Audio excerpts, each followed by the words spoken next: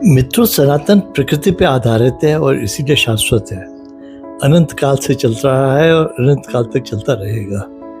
और उसमें एक सबसे इंटरेस्टिंग जो मुझे लगता है श्लोक, वो ये है, अति सर्वत्र वर्जित, अर्थात एक्सेस हर जगह वर्जित है। जैसे बारिश ज़रूरी है, और जब बारिश ज़्यादा हो जाती है तो तबाही आ जाती है।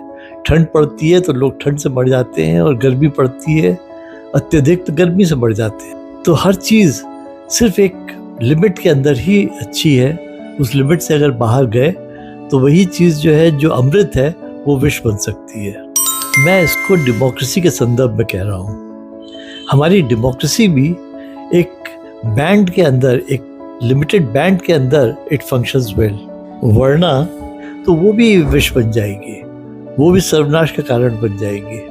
अनंत काल से हमारे यहाँ राजा हुआ करता था, और राजा के दरबार में उसके मंत्रीगण होते थे जो अपने अपने विषयों में गुणी थे, और फिर वो आपस में डिस्कस करते थे राजा के सामने हर चीज़ को, और राजा उनके डिस्कशंस को सुन के अपना मन बनाता था और निर्णय लेता था। जैसे अकबर के ज़माने में भी हमने पढ़ा है कि नवरत्न थे, वो सब अपने अपने क्षेत्र में माहिर थे, पर वो राजा के अंडर थे। हर ऐरा गैरा बेवकूफ़ सड़क छाप आदमी आके अपना ओपिनियन नहीं देता था, राजा उन बुद्धिमान लोगों की बातें सुनता था।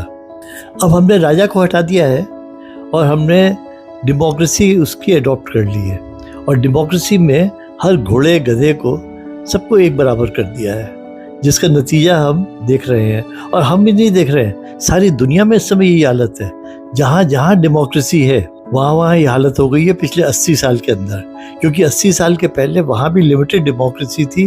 राजा होता था और राजा के अंदर सब काम करते थे। एंड एक्सेस ऑफ डेमोक्रेसी अब ये नतीजा हुआ है, सब जनता को खुश करने के चक्कर में पैसे बांटे जा रहे हैं, और सभी कंट्रीज बैंकरप्ट हो गई हैं। They are living beyond the means, कि यहाँ कोई भी आके तिलचिट्टा आके खड़े हो जाएंगे, कोई भी खड़े हो जाएंगे सड़क पर और चिल्लाने लगेंगे, और सरकार को झुकना पड़ेगा। किसान आके खड़े हो गए थे, और सरकार ने जो उन्हीं के हित में रूल्स बनाए थे, लॉ बनाए थे, वो उसी के अगेंस्ट आके खड़े हो गए थे, क्योंकि उनका तो उद्देश्य है कि सरकार जो भी काम करेगी वो उसका विरोध करेंगे। अब ये लिमिटेड डेमोक्रेसी अपने आप आएगी या लड़ झगड़ के आएगी, ये समय बताएगा। मैं तो इस बारे में नहीं सोच सकता। आपका क्या विचार है मित्रों, ज़रूर बताएं। Please like, share and comment. Thanks for watching. Good bye.